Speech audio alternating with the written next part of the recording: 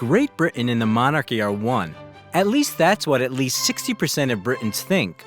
These are the figures shown by surveys conducted annually. There are much fewer anti-monarchists, although still a lot, 24%, and the rest are undecided. So why in the 21st century do most residents of a developed European country still believe that they need a monarch? For many Britons, the centuries-old history of the monarchy is part of the country's integral historical heritage, which means stability.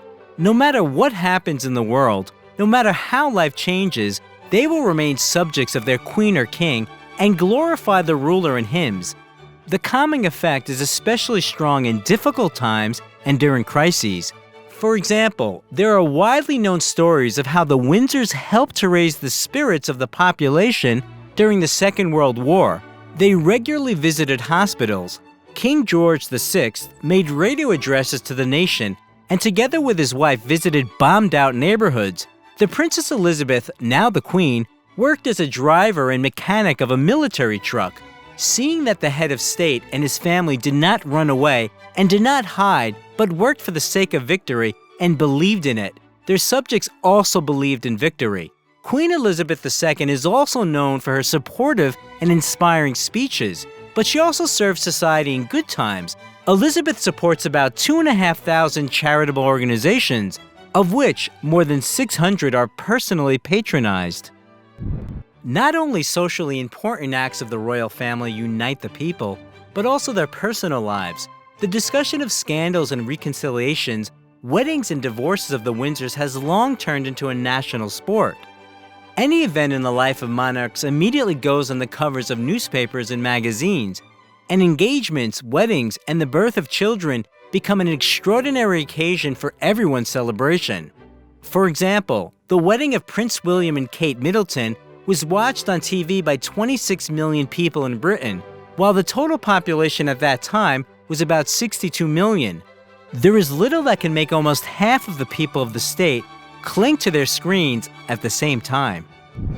Another reason why the British are not keen on republicanism is a bad experience. In the middle of the 17th century, King Charles I was beheaded and power in England passed to the leader of the rebellion, Oliver Cromwell. The time of his reign was a long economic crisis and unresolved important social problems. So soon after Cromwell's death, the son of the murdered king, Charles II, was invited to the throne. Of course, parliamentarism in the UK is much more developed now than it was then, but immunity to any radical changes has remained until now. The Republic fell quickly, but the constitutional monarchy, which was gradually achieved in Great Britain, is still holding on. This political system presupposes a clear separation of the real power, which is represented by elective legislative and executive bodies, and the nominal power of the monarch. Although the prerogative of the hereditary ruler are still issues of declaring war and peace, the appointment of members of the House of Lords, the upper house of Parliament, and the right to veto bills, but the influence on political processes is not so great. For example, an important decision for the country to leave the European Union was made as a result of a referendum, while Elizabeth did not publicly express her opinion. Finally, an important agreement for the preservation of the monarchy is the fact that the royal family is financially beneficial.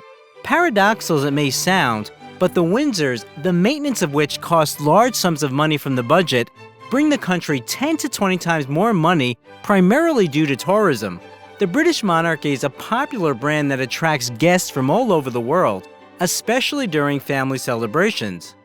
Tickets are sold to royal residences, and tourists can buy souvenirs with portraits of the royal family everywhere. Real estate owned by the crown is rented out, and the names of the owners raises its value at times. In addition, the Queen and Prince Charles pay income tax, even if they are exempt from other tax payments, and it is difficult to overestimate the benefits of a stable and transparent political system that attracts foreign investment to the country. Investors from all over the world know for sure that in the UK their money will not be lost due to a sudden change of power, corrupt officials, or the whim of the ruler, and they are willing to invest in the economy. That is why the United Kingdom is richer than most countries in the world. How long do you think the UK will have the monarchy for? If you like the video, leave a like and also subscribe to the channel so that you don't miss anything interesting.